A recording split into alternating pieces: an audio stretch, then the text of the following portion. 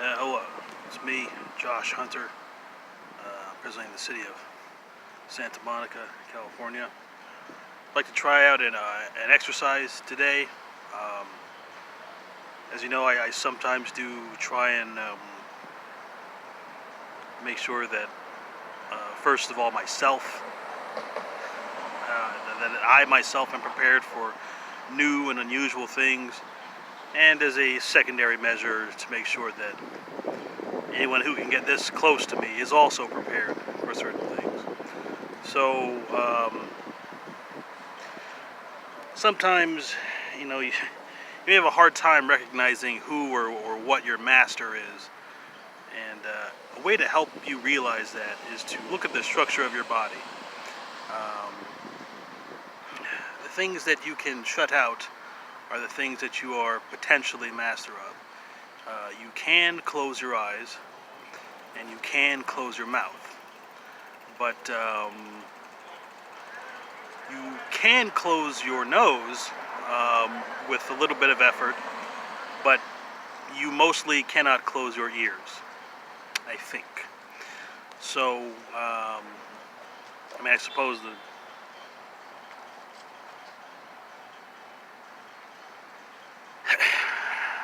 so.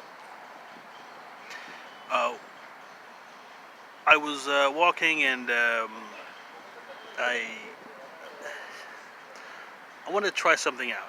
I want to see if you first of all, I want to see if I understand this I guess a kind of feeling that I'm having, as well as if I'm communicating it well, and if I believe that somebody else could understand this as well.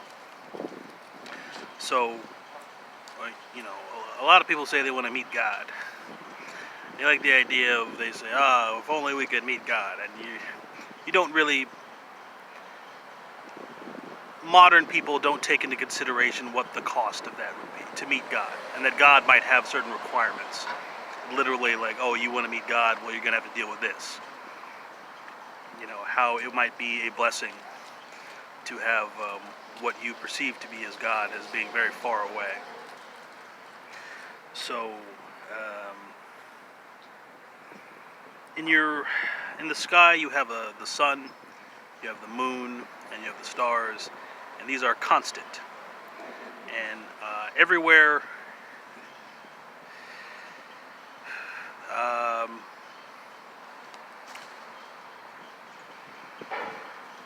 all people on the earth are generally, if you have working sight, and you are able to perceive these things, and they are constant. So everyone on earth are able to perceive these constants. But what there isn't on earth, there's not a constant smell, nor is there a constant taste or a constant sound. I suppose water would be the constant taste. The thing that is unchanging. But even then, you have variations of water. But everyone is generally seeing the same sun. They're seeing the same moon, and they're seeing the same stars. Whereas with water, do we know if we're all tasting the same water? I don't know. That would be your closest constant. But the thing is, the sound is not particularly constant. So I also want to present this exercise as a way to show you how, murder and or dying can be an act of mercy in this case. So I had this idea of, because people on the earth generally don't have a memory of there being a master over everything on the earth. Generally speaking, everyone around here, there isn't a memory that says, oh, this person, this being is the master of everyone on earth. And because of that, people act in a certain way, almost as if they can do whatever they want. And to me anyway, I think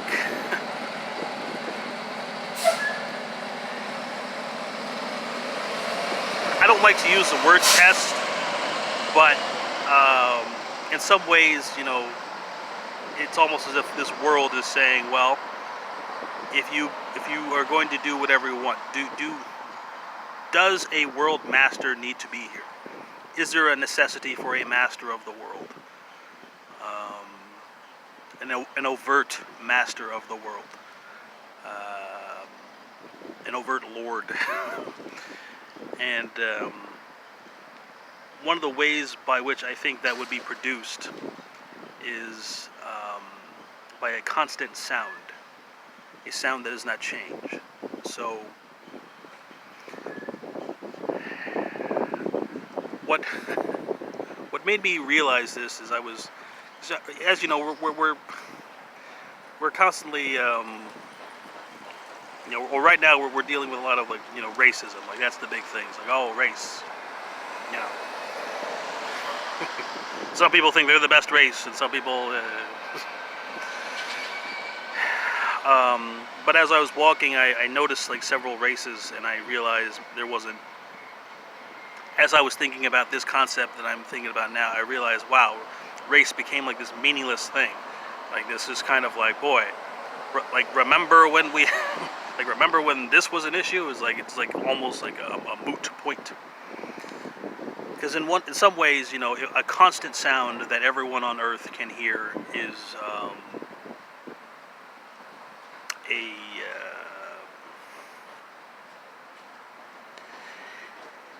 it is is a unifying thing. But I guess it depends on the type of sound. So anyway, I want to test this out, and I want to see what you think. So imagine in your daily life you have you're used to the sun, the moon, stars, these constant things. Let's see how you feel if this were like a constant, if this were a constant sound. I've never tried this sound before, so I'll try and tune it or something.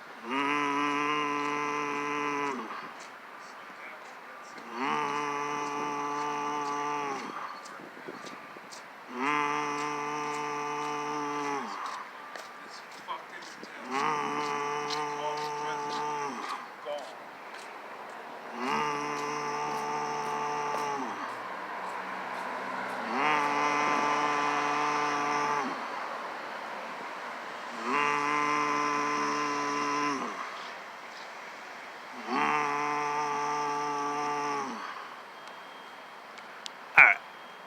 So, I was thinking about this, like, all right, so you hear that for a little bit, and you think maybe, oh, that's not so bad, whatever, I could deal with that. But I'm talking about, like, as like a kind of a celestial sound, is what I'm saying. We have objects that we can see in the sky, but there's no sound. Space is essentially a soundless place.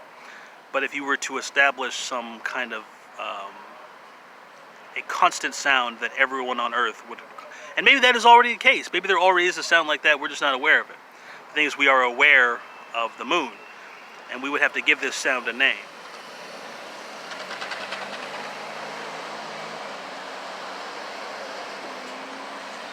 When I think about the difference between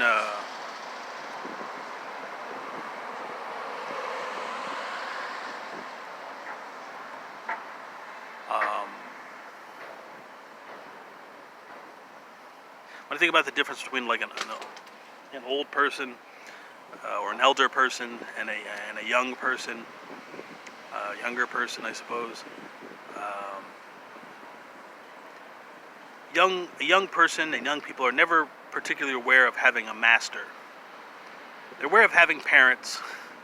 They're aware of situations where they could get in trouble, but they're not really aware of having a master. And when I talk about the attitudes that I'm seeing today, this kind of like, oh, I'm so great, this attitude. There's what I'm noticing is a particular unawareness of that it was even that it would even be possible for to have a master, for someone to be your master. And I don't know how I feel about that, because it seems to me like if you continue to have this attitude that, oh, like I'm the when you believe that you are like the greatest being in the world, or that you and your group of people are the greatest beings in the world, that seems like an invitation for someone or something to come along and say, actually, I am your master. And the first time I perceived this, it was pretty gnarly. I won't describe. Um, anyway, I just, when I say like new things, I'm talking about this idea because in the book Watchmen, if I'm not mistaken, that was Ozymandias, the villain or whatever. He said, oh, to unite humanity, we have to give them a single villain, like something that they go, a common enemy, and that's how they try to unite people. But you don't necessarily, I mean, that concept, that's just, the logic is if everyone has, you give something that everyone can agree upon, basically. That's how you unite people, something that everyone can agree upon. But sometimes it's not necessarily a choice. And a sound that we can all hear is not an agreement necessarily, but we would be compelled to hear it, and thus we would all be in agreement. And those who could not stand that sound would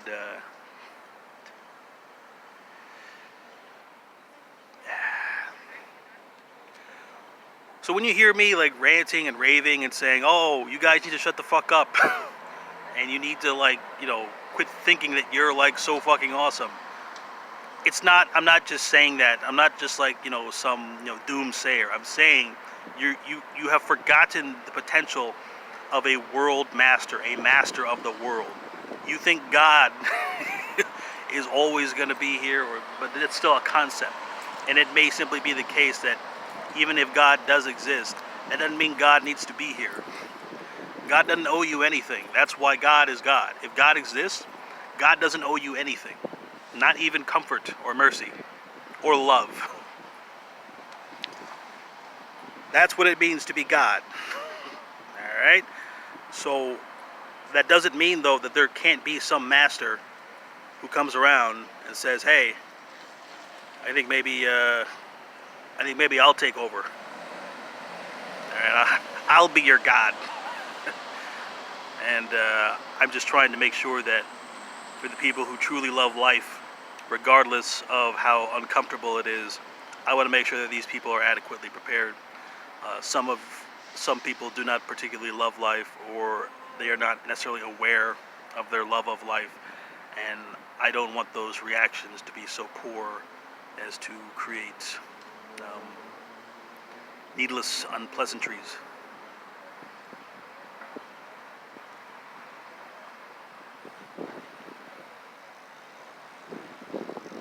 Alright.